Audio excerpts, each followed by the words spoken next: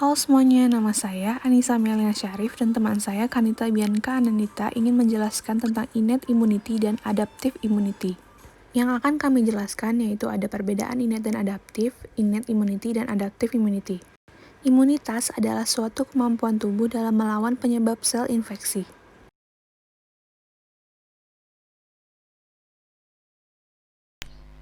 Nah, apa sih perbedaan dari adaptif dan innate? Jadi yang pertama, kalau innate itu merupakan bentuk sistem imunitas yang termasuk bawaan dari lahir. Nah, kalau si adaptif ini berkembang sepanjang hidup. Jadi si adaptif ini merupakan salah satu bentuk sistem imunitas yang bekerja jika ada patogen yang masuk ke dalam tubuh manusia. Nah, yang kedua itu adalah terbentuk lebih cepat dan lebih mudah karena hanya mengandung makrofag.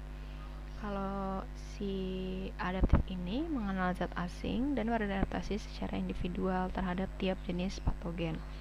Yang terakhir, innate itu merupakan sistem imun yang non-spesifik. Namun, jika si adaptif ini merupakan sistem imunitas yang lebih spesifik karena si adaptif ini mempunyai jenis atau mempunyai bagian-bagian yang namanya itu adalah memori, di mana dia selalu mengingat bentuk-bentuk dari patogen yang pernah masuk ke tubuh manusia.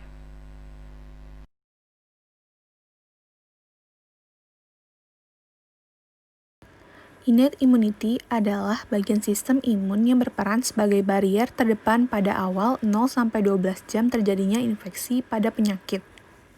Apa aja sih komponen innate immunity? Yang pertama yaitu ada barrier fisik atau kimiawi, yang kedua ada mekanisme pertahanan tubuh humoral, dan yang ketiga ada innate immunity yang termediasi sel. Jadi aku mau jelasin yang pertama yaitu ada barrier fisik dan kimiawi, merupakan pertahanan tubuh pertama yang mencegah penyebaran mikroba dan infeksi. Ini biasanya ada di kulit. Nah, yang kedua, mekanisme pertahanan tubuh humoral, yang cara kerjanya tuh dengan cara mengganggu kestabilan membran mikroba, pembentukan pori pada permukaan sel mikroba, agregasi protein, mengganggu transkripsi DNA, dan sintesis protein. Nah, yang ketiga yaitu ada innate immunity yang termediasi sel. Sel-sel yang terlibat yaitu ada phagocyte cell dan lain-lain. Selanjutnya yaitu ada respon innate immunity. Yang pertama ada inflamasi, yang kedua interferon, yang ketiga natural killer cell, dan yang keempat sistem komplement.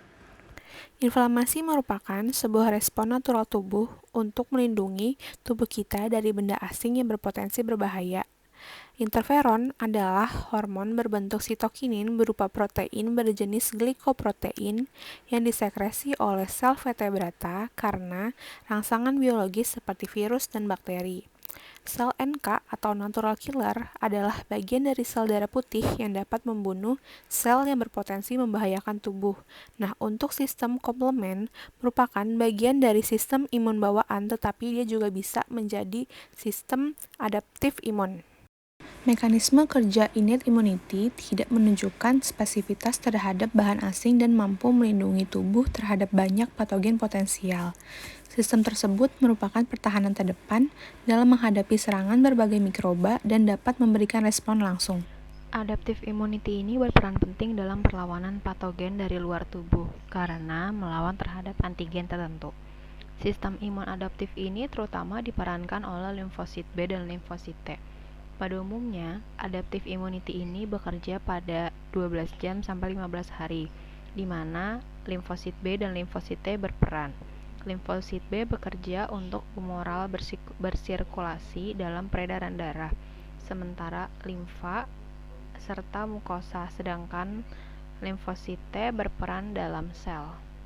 Nah, sistem imun adaptif ini memiliki beberapa sifat, diantaranya yaitu adalah yang pertama, specificity, yang kedua, diversity, yang ketiga, memory, yang keempat itu clonal expansion, yang kelima itu specialization, yang selanjutnya itu adalah contraction, dan yang terakhir itu adalah homeostasis dan non-reactivity to self.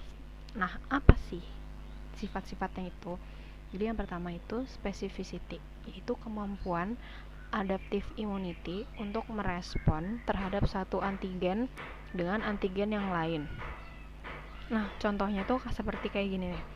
Antigen A berada respon terhadap antigen B jika masuk ke dalam tubuh manusia. Satu antigen dengan antigen lain berbeda respon atau perlakuan.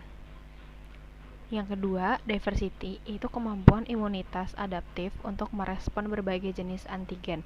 Karena antigen yang jumlahnya jutaan itu ada di dalam tubuh. Jadi, si tubuh itu harus mampu merespon atau dikendalikan meskipun variasinya itu sangat banyak. Nah, yang selanjutnya itu adalah memori, yaitu kemampuan imunitas adaptif dalam merekam dan menyimpan data paparan yang pernah dialami oleh antigen tertentu. Yang selanjutnya itu adalah clonal expansion, yaitu kemampuan imunitas adaptif dalam meningkatkan jumlah antigen yang spesifik dari jumlah kecil menjadi jumlah besar. Yang selanjutnya itu adalah specialization, yaitu kemampuan imunitas adaptif untuk melakukan pertahanan yang optimal terhadap perbedaan jenis mikroba. Yang terakhir, contraction and homeostasis, itu seperti kayak kemampuan imunitas adaptif dalam merespon antigen baru. Dan non-reactive to self adalah kemampuan imunitas dalam mengenal bagian dari tubuh inangnya sehingga mencegah terjadinya kerusakan selama respon terhadap antigen asing. Jadi mostly fungsi-fungsi dari sifat yang dimiliki adaptive immunity ini punya fungsi yang berbeda. Kayak jadi untuk pencegahan si bakteri atau patogen-patogen ini masuk lagi ke dalam tubuh, dan jika emang dia bakal menyerang tubuh, dia tidak akan mengalami, jadi tubuhnya tuh nggak bingung gitu kayak ini penyakit apa ya gitu. Jadi si tubuhnya tuh punya respon yang sama.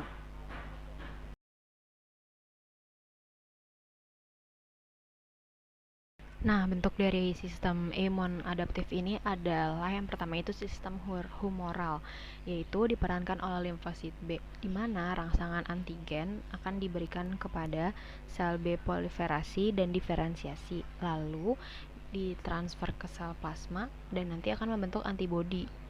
Nah, yang selanjutnya itu adalah pertahanan terhadap bakteri ekstraseluler dan netralisir toksin.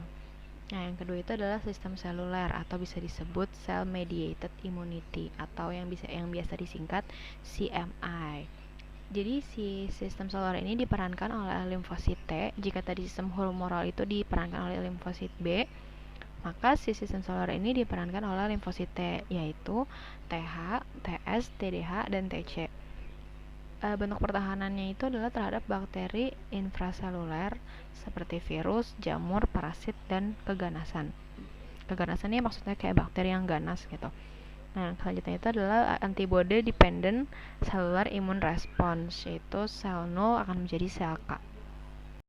Yang selanjutnya itu adalah limfosit B, di mana limfosit B ini merupakan sistem imun seluler spesifik yang akan bertugas sebagai T helper 1 atau bisa disebut TH1, yaitu berfungsi untuk mengaktifkan makrofag. Yang kedua itu T helper B atau TH2, yaitu membantu sel B hasilkan antibodi. Yang ketiga itu adalah T killer, itu seperti namanya ya, killer, yaitu tugasnya untuk membunuh, yaitu dia sel pembunuh. Yang terakhir itu adalah T suppressor atau T regulator, yaitu mengontrol kerja agar tidak berlebihan. Yang selanjutnya itu adalah efek dari si limfosit B ini, yaitu sel induk akan diaktifasi sitotoksik. Yang selanjutnya adalah sel sitotoksik akan menghancurkan si antigen yang tadinya berasal dari luar tubuh. Nah, yang selanjutnya itu adalah limfosit T, yaitu limfosit T itu adalah sistem imun humoral spesifik. Kalau yang tadi si limfosit B itu seluler, kalau yang limfosit T ini humoral. Nah, dia ini berkembang menjadi sel plasma yang memproduksi antibodi, yang bisa kalian lihat di situ bentuk-bentuk antibodinya apa aja. Dan yang kedua itu sel B memori, yaitu menyimpan informasi tentang antigen segera mengenali pada kontak ulang. Nah, ini dia literasi yang kami gunakan. Sekian pemaparan dari kami mengenai adaptive immunity sama innate immunity. Thank you for your attention. Stay healthy, stay safe. Di rumah aja, nggak usah pergi-pergi keluar karena sekarang kondisinya lagi pandemi. Seperti yang sudah kita jelaskan tadi, tubuh kita kasihan kalau harus selalu merespon bentuk-bentuk patogen yang berada dari luar tubuh. Jaga sistem imun kalian, banyak-banyak minum vitamin C, minum air putih, dan mengkonsumsi makanan sesuai dengan nutrisi yang dibutuhkan. Thank you.